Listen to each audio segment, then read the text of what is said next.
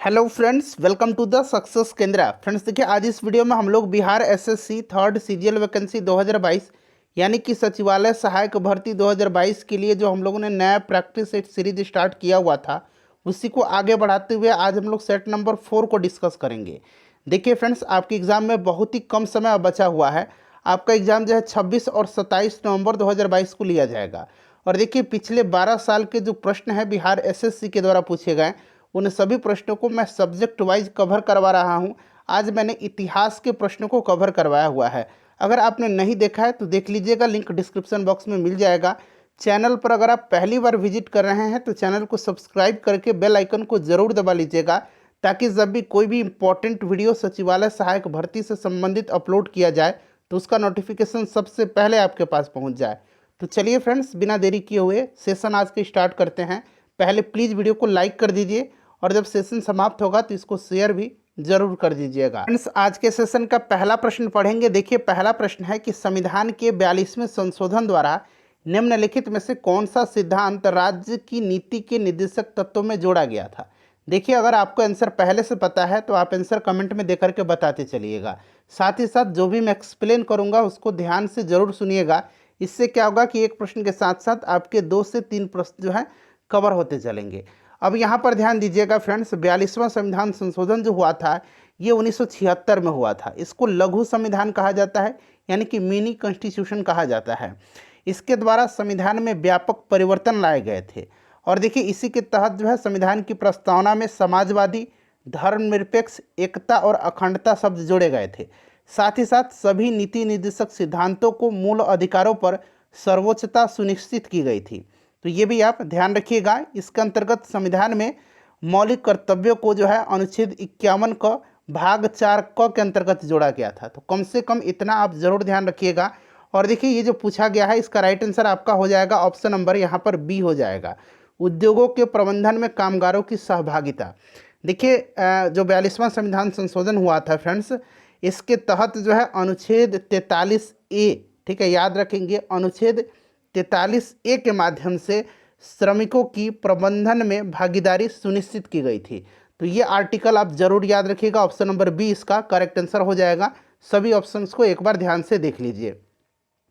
चलिए देखिए, दूसरा प्रश्न है कि समाज में समानता के होने का एक निहितार्थ यह है कि उसमें राइट आंसर इसके क्या हो जाएगा, विशेषाधिकारों का अभाव है। Option number A right answer इसका हो जाएगा। नेक्स्ट क्वेश्चन है हमारा। और देखिए फ्रेंड्स, पिछले 12 वर्षों में बिहार एसएससी के द्वारा जितने भी प्रश्न पूछे गए हैं उन सभी प्रश्नों को मैंने फिर से जो है आपको कवर कराना स्टार्ट कर दिया है। आज मैंने हिस्ट्री के प्रश्नों को कवर करवाया हुआ है। अगर आपने नहीं देखा है तो लिंक डिस्क्रिप्शन में मिल जाएगा, या आप चैनल पर चले जाइए और सभी वीडियोज़ को देख लीजिएगा। तो देखिए, भारतीय संविधान की निम्न दी गई अनुसूचियों में से कौन सी एक राज्यों के नामों की सूची तथा उसके राज्य क्षेत्रों का ब्यौरा देती है। बताइएगा इसका राइट आंसर क्या हो जाएगा। तो यहाँ पर आप फ्रेंड्स देखेंगे, इसका जो करेक्ट आंसर होगा वो आपका कौन सा हो जाएगा। तो सही उत्तर इसका आपका हो जाएगा, अगर आंसर पता है तो आंसर आप कमेंट में देते चलिए। देखिए, राइट आंसर इसका हो जाएगा पहली अनुसूची। अच्छा, पहली अनुसूची में क्या है, इसमें भारतीय संघ के घटक राज्य एवं संघ शासित यानी कि जो यूनियन टेरिटरी हैं उनका उल्लेख है। तो ऑप्शन नंबर ए इसका राइट आंसर हो जाएगा आपका।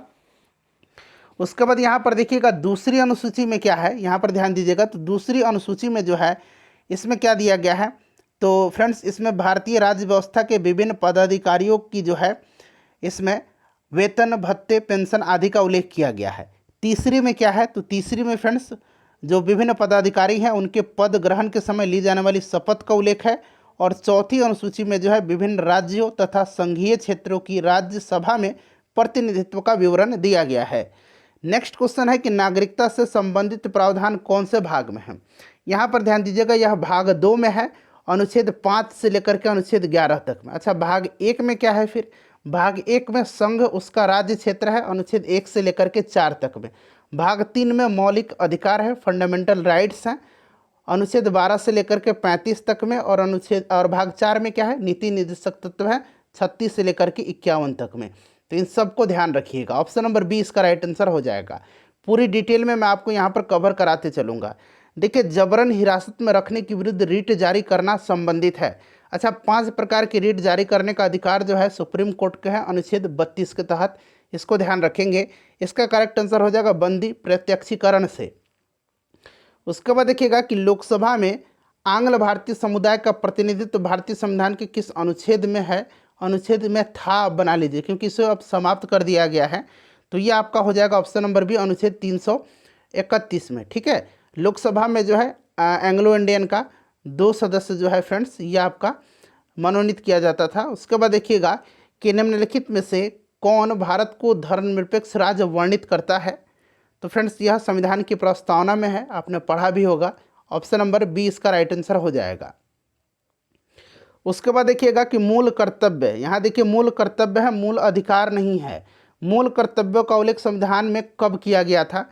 तो अभी मैंने आपको बताया था कि जो 42वां संविधान संशोधन हुआ था 1976 में, उसी के द्वारा जो है मूल जो कर्तव्य हैं, फंडामेंटल ड्यूटीज़ हैं, सरदार स्वर्ण सिंह समिति की अनुशंसा पर जो है इसको संविधान के भाग 4 क के अनुच्छेद 51 क के अंतर्गत जो है रखा गया है।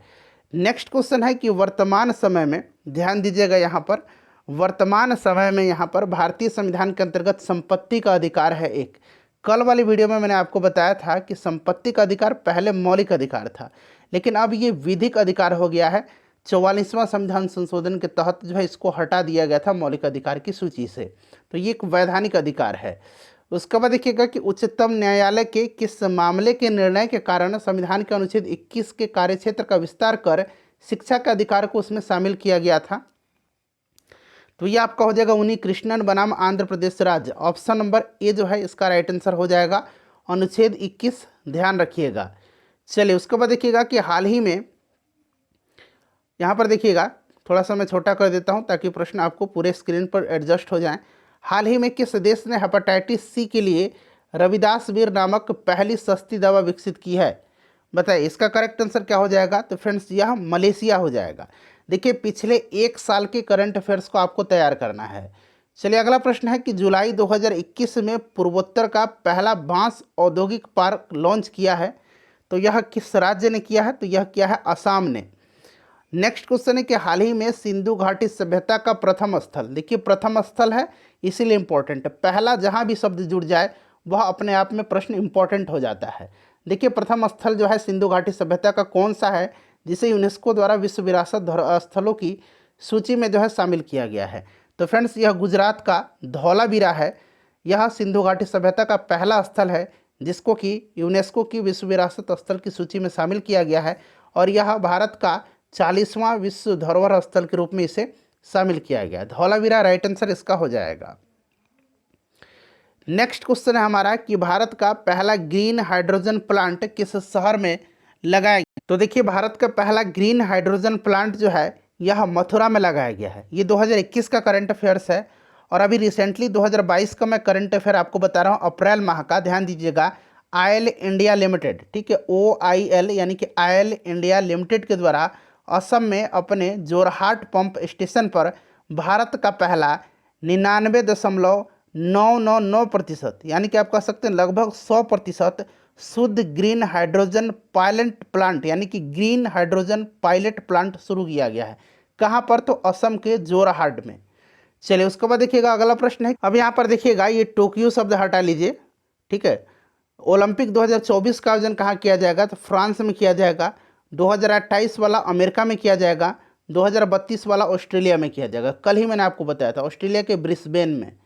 चलिए आगे बढ़ेंगे कि चर्चा में रहे, और देखिए भारत ने इसमें टोटल कितने मेडल जीते थे? जो टोक्यो में ओलंपिक हुआ था 2020 में होना था, कोरोना के चलते 2021 में हुआ था, तो इसमें भारत ने टोटल जो है 7 मेडल जीते थे, 1 गोल्ड, 2 सिल्वर और 4 जो है ब्रॉन्ज मेडल जीता था। चलिए चर्चा में रहे, भारतीय राष्ट्रीय कानूनी सेवा प्राधिकरण की स्थापना कब हुई थी?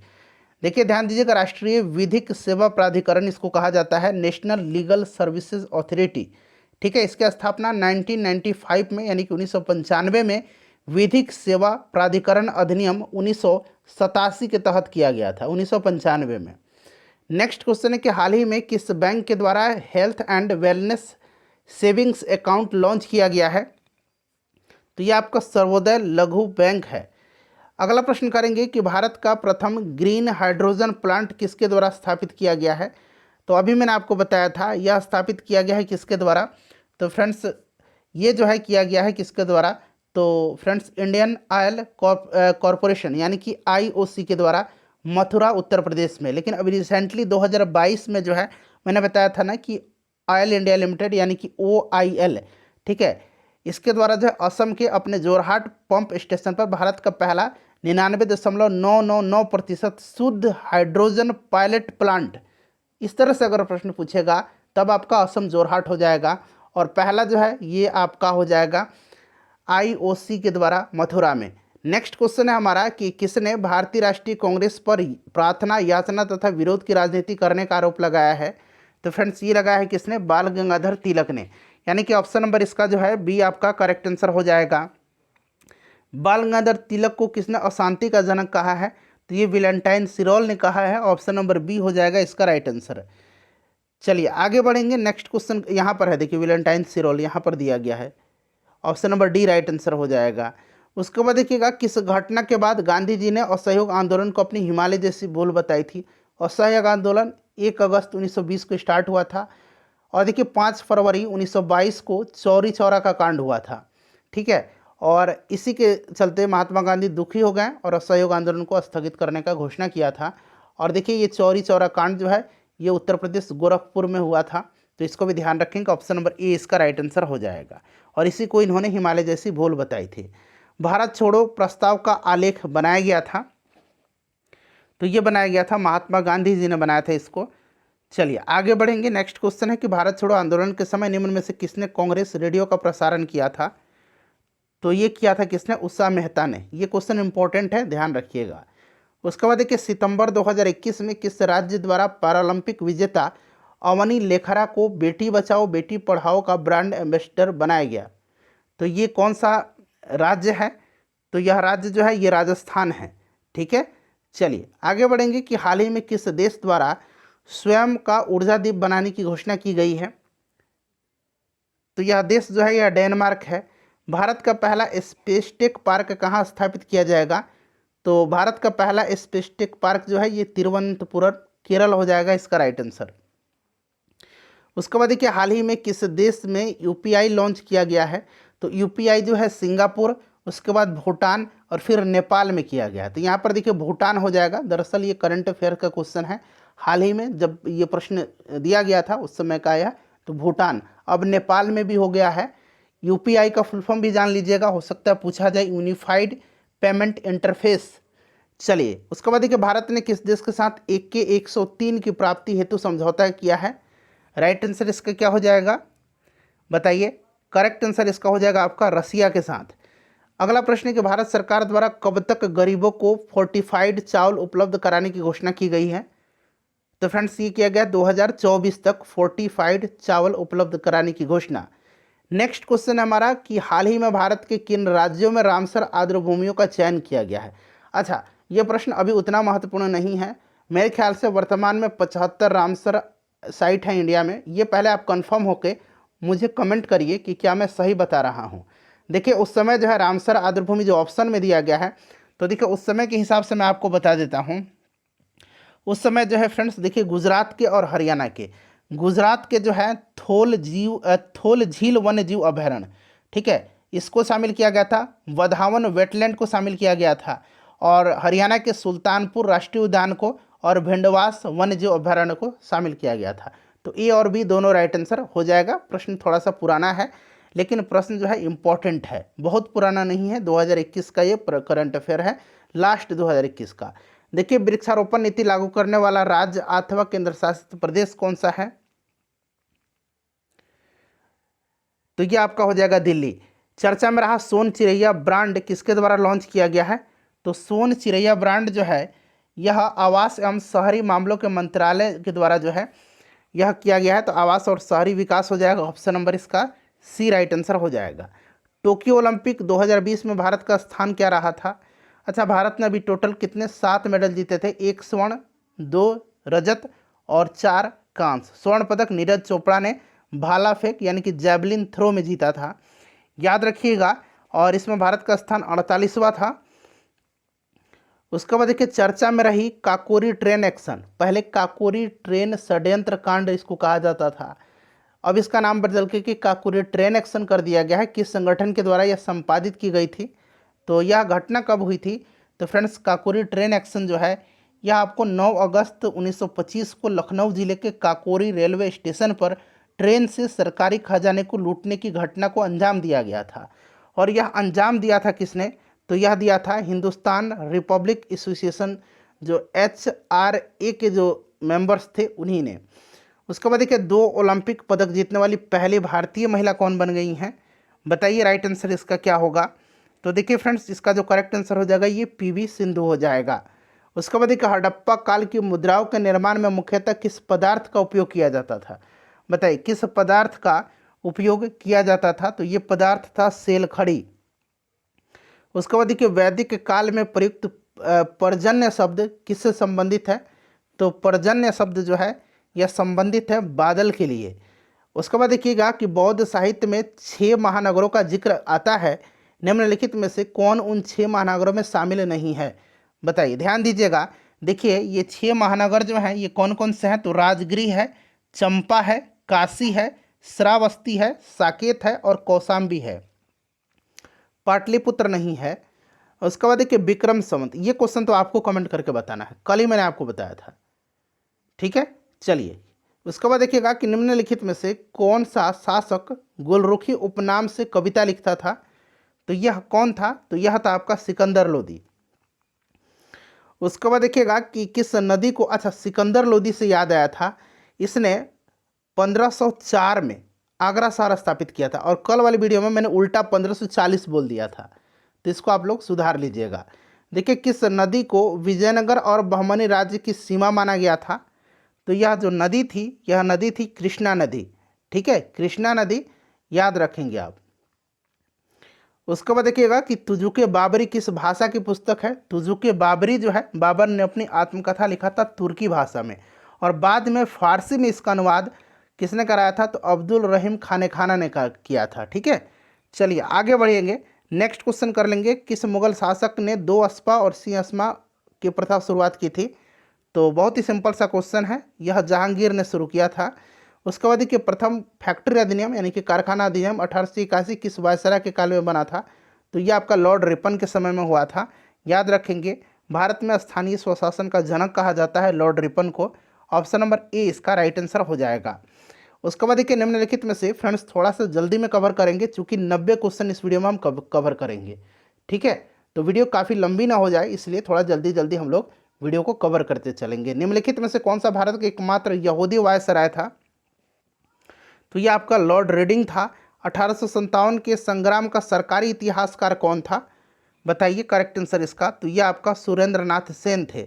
अल हिलाल साप्ताहिक पत्र के संपादक कौन थे, तो अल हिलाल जो था ये किसका था फ्रेंड्स, तो फ्रेंड्स यह था मौलाना अबुल कलाम आज़ाद का। निम्नलिखित में से किसने 1872 में नेटिव मैरिज एक्ट को जो है पारित करवाने में महत्वपूर्ण भूमिका निभाई थी, तो ये कौन थे, तो फ्रेंड्स यह जो थे ये थे Keshav Chandra Sen, option number B होगा इसका राइट आंसर।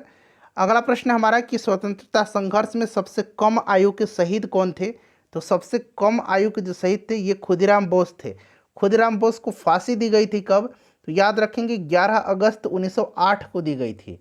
चलिए उसके बाद देखिए the grand old man of India के नाम से जाना जाता है किसको, दादा भाई नौरोजी को, ठीक है, ध्यान रखेंगे। उसके बाद देखिएगा 3 कट्ठिया प्रथा का तात्पर्य क्या है, तो देखिए 20 कट्ठा में 3 कट्ठा पर जो है नील की खेती अनिवार्य था, यानी कि 20 कट्ठा का 1 बीघा होता है, आपको पता है, तो ऑप्शन नंबर इसका सी राइट आंसर हो जाएगा।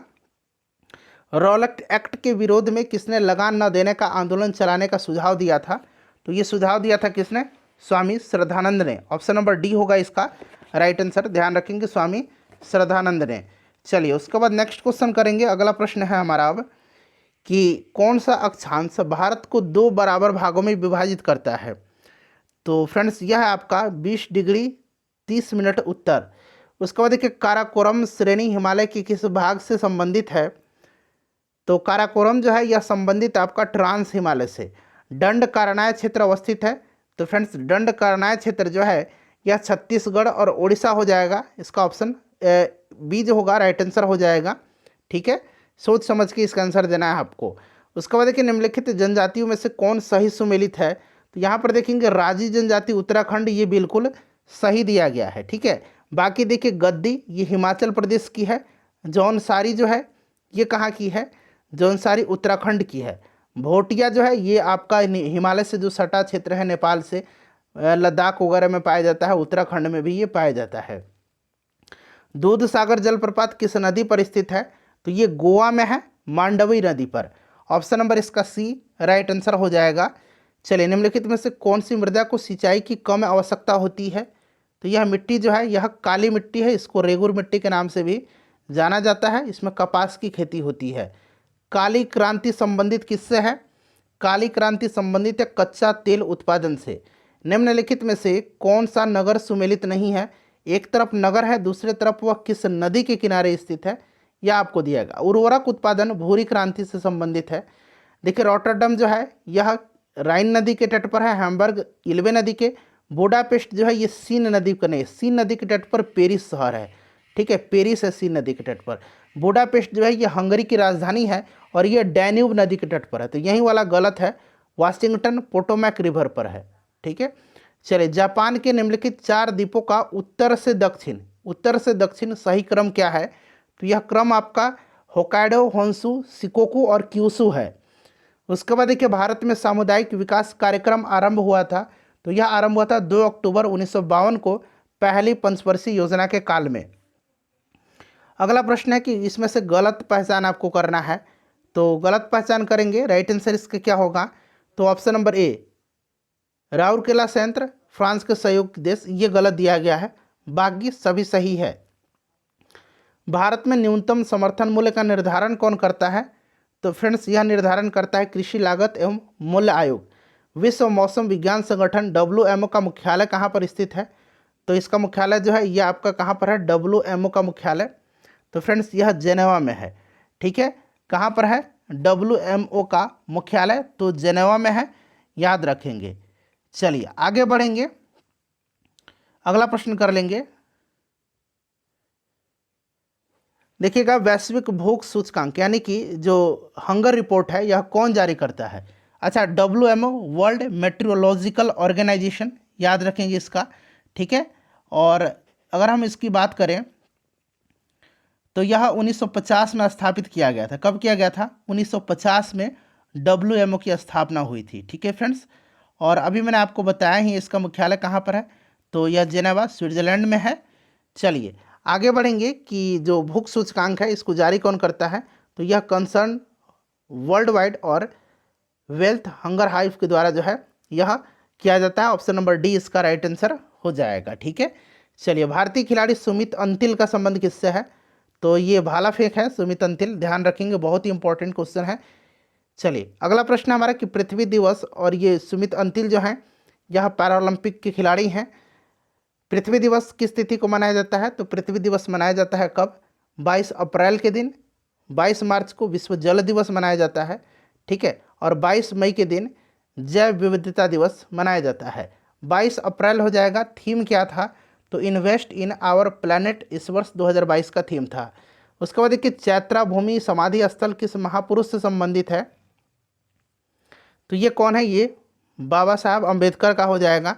जब श्वेत प्रकाश जो है प्रिज्म से गुजरती है तो कौन सा रंग सबसे कम विचलित होता है, ये प्रिज्म है, और इससे जब श्वेत प्रकाश होकर के गुजरती है तो ये 7 रंगों में विभक्त हो जाती है। ठीक है, और यही पूछा गया है कि इसमें सबसे कम विचलन किसका होता है, तो सबसे कम विचलन जो होता है ये आपका लाल का होता है, सबसे ज़्यादा जो होता है बैगनी का होता है।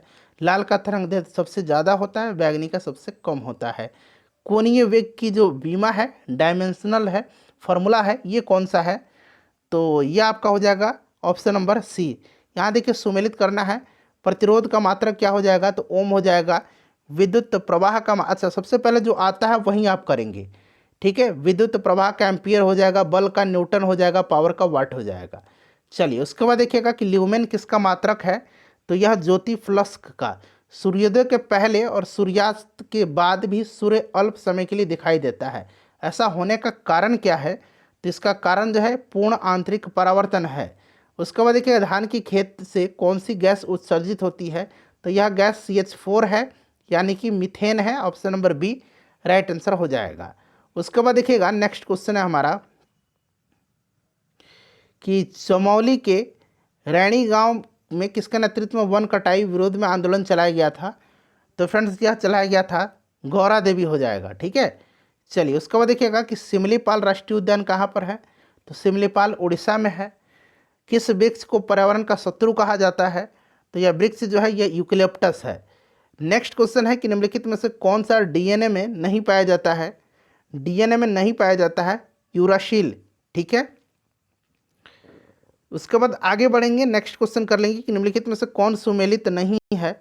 तो यहाँ पर आप देखिए, यहाँ पर जो है ऑप्शन सी हो जाएगा, विटामिन ए की कमी से वर्णांता नहीं होता है। कलर ब्लाइंडनेस जो है वर्णांता, ये जेनेटिक डिजीज होता है। रतौंधी होता है विटामिन ए की कमी से। बाकी सभी सही दिया गया, ये सुमेलित नहीं है। उसके बाद देखिएगा कि ल्यूकेमिया एक प्रकार का कैंसर है जिसमें असाधारण बढ़ोतरी होती है। तो ये बढ़ोतरी होती है आपका WBC में, ठीक है, यानी कि जो श्वेत रक्त कोशिका है उसी की संख्या में। Option number D right answer हो जाएगा। ल्यूकेमिया एक प्रकार का ब्लड कैंसर है। निम्नलिखित में से फूल खिलाने वाला हार्मोन, तो फूल खिलाता है कौन? फ्लोरिजिन्स, ठीक है। और फल को पकाता है कौन? तो एथिलीन। और एकमात्र गैसीय अवस्था में पाए जाने वाला यह पादप हार्मोन है, ध्यान रखें। कोशिका विभाजन में यह मदद करता है साइटोकाइनिन। ब्लू बेबी सिंड्रोम का कारण क्या है? तो ये नाइट्रेट है, जो जल में नाइट्रेट होता है ना, उसी के कारण होता है ब्लू बेबी सिंड्रोम। मिर्च की तीखापन का कारण क्या होता है? तो इसके तीखापन का कारण जो है ये कैप्सिसिन है। Option number C right answer हो जाएगा। एंथोसाइनिन के कारण सेब का रंग लाल होता है। गाजर में कैरोटीन होता है। टमाटर का रंग लाइकोपिन के कारण लाल होता है। रेशम का कीड़ा अपने जीवन चक्र में किस चरण में वाणिज्यिक तंतु पैदा करता है? तो यह आपका करता है कोशित। उसके बाद देखिए निम्नलिखित में से गैसों के किस समूह को आदर्श गैस की परिकल्पना के काफ़ी करीब माना जाता है? तो ये आपका हो जाएगा ऑक्सीजन, नाइट्रोजन, हाइड्रोजन और हीलियम। उसके बाद देखिए भाप अंगार गैस का मिश्रण क्या है? तो ये आपका हो जाएगा COH2। Option number C right answer हो जाएगा। ये क्वेश्चन इंपॉर्टेंट है, ठीक है, ध्यान रखेंगे ये। उसके बाद देखिए नींबू में मुख्यतः कौन सा अम्ल पाया जाता है? तो नींबू में जो है कौन सा अम्ल पाया जाता है? तो सिट्रिक एसिड पाया जाता है। बिहार के किस जिले को मक्के का हार बोला जाता है? तो यह जिला जो है यह आपका कौन सा जिला है? खगड़िया है। अच्छा, ये आखिरी क्वेश्चन है, ये क्वेश्चन आपके लिए है। बिहार का सबसे नया जिला, बिहार में टोटल 38 जिले हैं, 38वां जिला कौन सा है ये आपसे पूछा गया है। अपने स्कोर बता दीजिए, वीडियो को लाइक कर दीजिए और इसे एक ग्रुप में कम से कम शेयर कर